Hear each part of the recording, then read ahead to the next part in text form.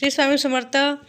साल की पहली मकर संक्रांति है 15 तारीख को, जनवरी में आने वाली पौष महीना। अभी हम ये देखेंगे कि मकर संक्रांति में हम 16 उपाय कौन से करें। ये भाग्य चमकाने के लिए हमको 16 उपाय करने हैं। पूरे साल हमको लाभ मिलने वाले इससे है कि हम एक मुट्ठी तिल का उपाय करेंगे, और जो सुहागनों को हम सुहागन की 14 चीज़ें जो बांटते हैं उसका भी हम प्रयोग करेंगे। फिर हम पितृ निमित्त भी एक उपाय करेंगे, और उसके बाद हम हमारा 1000 गुना जो हमको दान पुण्य करने से फल मिलता है वो दान पुण्य के बारे में भी हम जानेंगे। चलो अभी शुरुआत करते हैं। हमको क्या क्या करना चाहिए।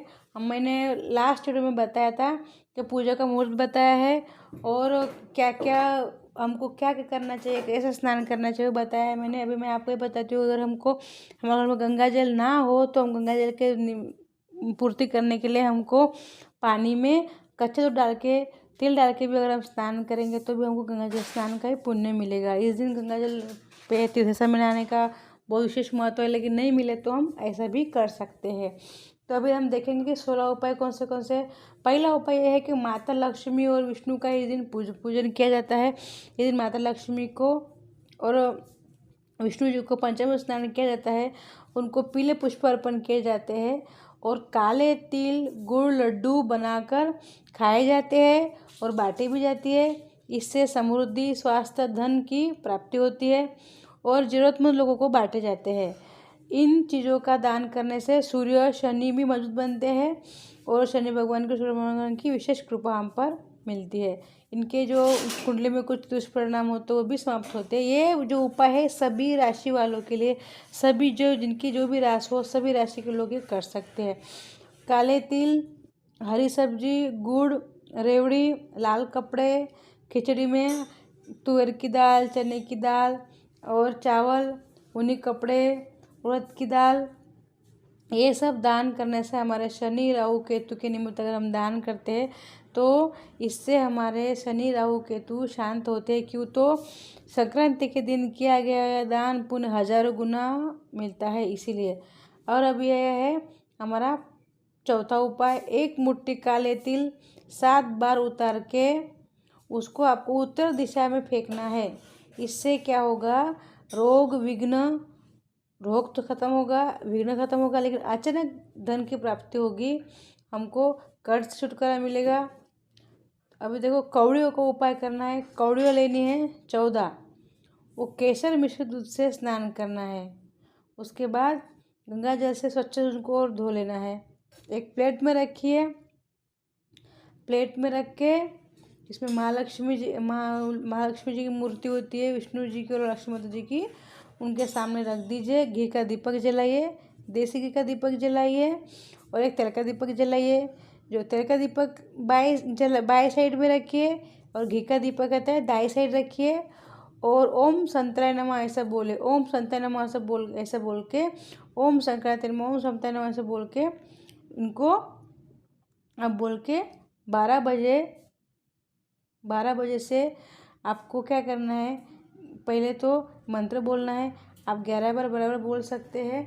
फिर उनको आपको 12 बजे के पहले उठा लेना है वहाँ से। 12 बजे के पहले ही ले लीजिए। 12 बजे तक भी ले सकते, लेकिन पहले भी ले तो अच्छा ही है। फिर ये 12 कौड़ी आपको 12 जगह में रख दीजिए। एक आपके पर्स में रखिए, एक किचन में रखिए, एक आपके जहाँ पे बेडरूम में ड्राइंग रूम जहाँ होता है वहाँ रखिए। टेबल में जो होता है ना ड्राइंग टेबल, उसमें हम डाल कर रख सकते हैं। बच्चा पढ़ाई लिख करते ना, ऐसे हमारे तिजोरी में रखिए। ऐसे अच्छे जगह में रख दीजिए, और बची हुई होते वो अगर बच जाए तो भगवान के पास भी रख दीजिए, किचन में भी रख सकते हैं, और बच जाए तो हमारी तिजोरी में बांध के रख दीजिए किसी लाल कपड़े में। ये सब करने से दरिद्रता समाप्त हो जाएगी, और हमारे ऑफिस में भी हम रख सकते हैं, और इसमें धन वृद्धि होगी, दरिद्रता समाप्त हो जाएगी। इसके लिए करना है ये। और आपको फिर क्या करना है, जो दिए होते हैं, जो हमने 2 दिए लगाए, एक घी का और एक तेल का, तो हमको दिया को अदली बदली करनी है। अदली बदली का मतलब होता है जो हमने दिया दाएं बाएं रखा था घी का जो घी का रखा था दाएं और तेल का रखा था बाएं, तो घी का बाएं करेंगे, तेल का दाएं करेंगे, उनकी जगह बदल देंगे। ठीक है, ये हो गया। अभी आपको एक करना, एक दहलीज पर एक दीपक जलाइए और आप तिल के ही जलाइए। तुलसी को दिया जलाइए, लेकिन घी का दिया जलाना पड़ता है इस दिन। रोज़ भी आप घी का जला सकते हैं, लेकिन आपके पास पर्याप्त घी नहीं है तो आप कम से कम आप इस दिन तो घी का दीपक अवश्य जलाइए। इस दिन आपको अभी क्या आप जो दान तो हम कर, लेकिन अभी क्या सकते हैं इस दिन हमको झाड़ू, तिल, गुड़, सुहाग का सामान हम खरीद सकते हैं, लाल वस्त्र, और ये लेकर हम घर में लाए तो लाने के बाद इसी वस्तु में से अगर हम दान करें तो इसका 1000 गुना हमारा तो बढ़ता तो है ही, लेकिन हमको फल भी उतना ही मिलता है। तो हम वस्तु खरीद भी सकते हैं, और हमको जो वस्तु हमने लाए उसमें से हम दान भी कर सकते हैं। सुहागन जो लेडीज़ों को हम बुलाते हैं ना हल्दी कुमकुम पे, तो उसको हमको 14 चीज़ों का दान करना पड़ता है। 14 चीज़ों में कौन सी आती है?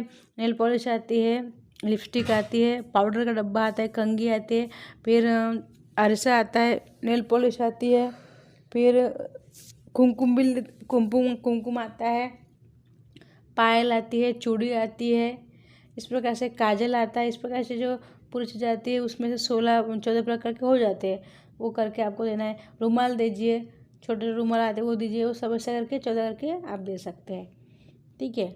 और फिर आपको क्या करना है, आपको खिचड़ी, रेवड़ी, गजक, इस भोग आपको भगवान को इस दिन लगाना आवश्यक होता है। इस दिन भगवान को यही भोग लगाया जाता है, तो आप भगवान को भी लगाए और आप गोरगरीब में बांटे भी, इससे आपको आरोग्यता मिलेगी।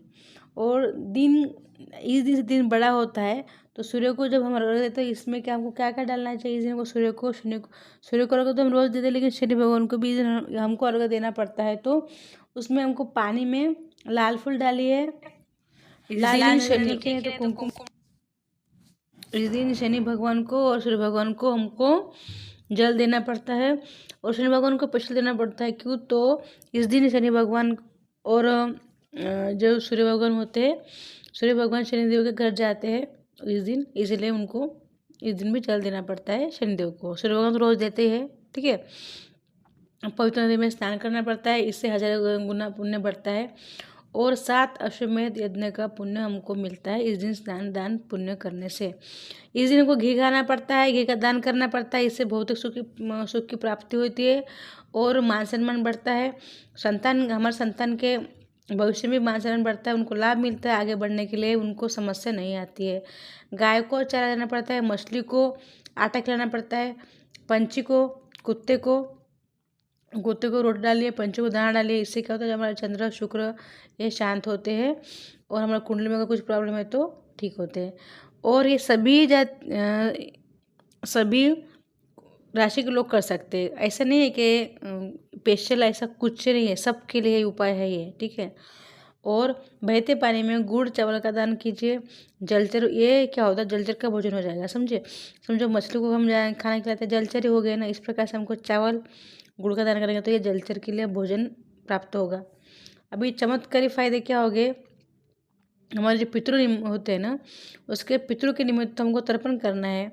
इससे क्या होगा, श्राद्ध कर्म करने से हमारे पितृ होते 1 साल के लिए तृप्त हो जाएंगे।